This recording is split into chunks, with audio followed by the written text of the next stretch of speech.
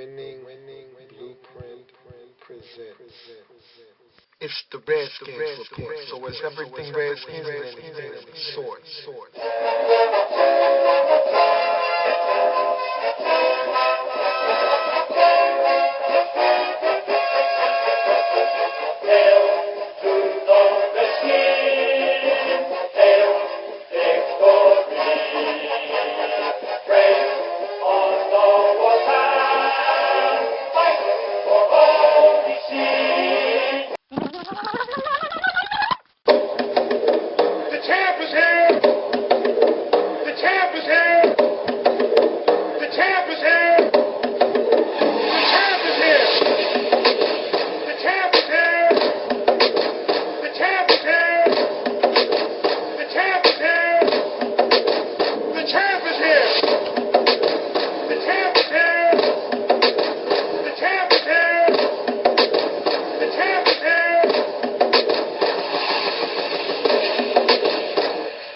The 2012 Washington Redskins, your NFC East champions, the Redskins Report.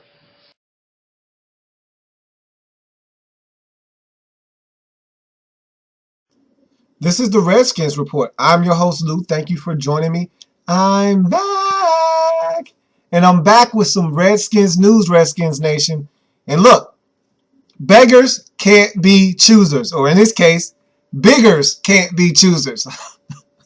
The Redskins agreed to terms with the cornerback from Tampa Bay, E.J. Biggers. Now, is he a starting caliber cornerback in the National Football League? Maybe. Is he a guy that you want starting on your football team? Probably not. Do we have a choice right now? No. So how about we just welcome E.J. Biggers to the Redskins family? Solid cornerback. Again, I don't think he's a starting caliber corner in this league. Now, he started for Tampa Bay, but that's because Tampa Bay doesn't have any corners. Now, we don't have any corners, so guess what? There is a very distinct possibility that E.J. Biggers might be starting for us. Who's to say what his role will be on the team? The contract has not been disclosed yet. I don't even know if they've agreed on what the terms of the contract are going to be. They must have if the Redskins could release that this guy is going to be the newest part of the Washington Redskins family. And so I'm assuming that they know what the particulars are going to be. Haven't been released yet, so can't really give you the specifics on that. But nonetheless, we got another corner. Look, it's a void on our team. We have to get cornerbacks. We don't have any corners with any type of experience.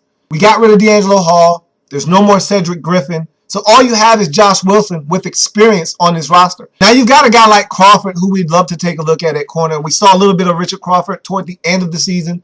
A few other guys with limited experience on the back of that roster. Johnson that we saw in that Cleveland game a lot of. And remember, he was toasted. He was toasted.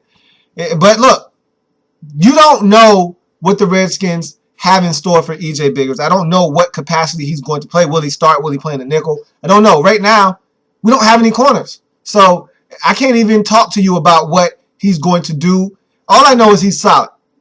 He's not going to be a guy that you want starting. But again, you can't be very picky when you don't have any money. So we're just going to have to take what we can get. And right now, we've gotten ourselves E.J. Biggers. We need corners. And so I don't care how we get them. Just like we needed offensive linemen, and we went out and got a whole bunch of them to throw in the mix. We got a corner. And I'm not going to sit here and be extremely picky about the ones that we're going to get because I already know we don't have a lot of money. So we can't be very choosy in what we select. Now, Mike Shanahan this morning reportedly said that the Redskins were close to reaching an agreement with a corner that they were seeking and heavily pursuing in free agency. I don't know if E.J. Biggers was the person he was talking about. I assume that to be the case, but either way, if the Redskins were targeting him, and of course, they'll say anything. They'll say, yeah, we were targeting this guy. Yeah, because that's the price range that you're in, and that's what you can afford. But trust me, if the Redskins had money, they would have been targeting some other guys in free agency that have been long gone off the market because we didn't have any money and other teams did, and they went out and got those guys. We got to settle for whatever's left. And E.J. Biggers really was among the best of the rest, so to speak. I mean, there's not a lot of corners out there on the market left to be had. And there are a couple of guys that are up there in age, like Antoine Winfield, who could definitely help. This is a guy that's a solid corner, very physical, loves to tackle. He would definitely help. But again, if you're a team that's trying to build something for the future, I don't know if stopgap options are really what you're looking for at this point. EJ Biggers is a young guy. He can come in. He can play for you for the next 3-4 seasons, maybe depending on how the contract looks. This could be a 2-year deal. This could be a 1-year deal. Who knows what it is? But at the end of the day, EJ Biggers is relatively young. And if he is really a solid corner for us, maybe he's a guy that will be here for a while. Again, we seem to be shopping at that Tampa Bay Buccaneers store quite often of late. And again, it's because Bruce Allen, Raheem Morris, both have ties to Tampa Bay. And so they drafted some of these guys that they're bringing in. They know what they're about.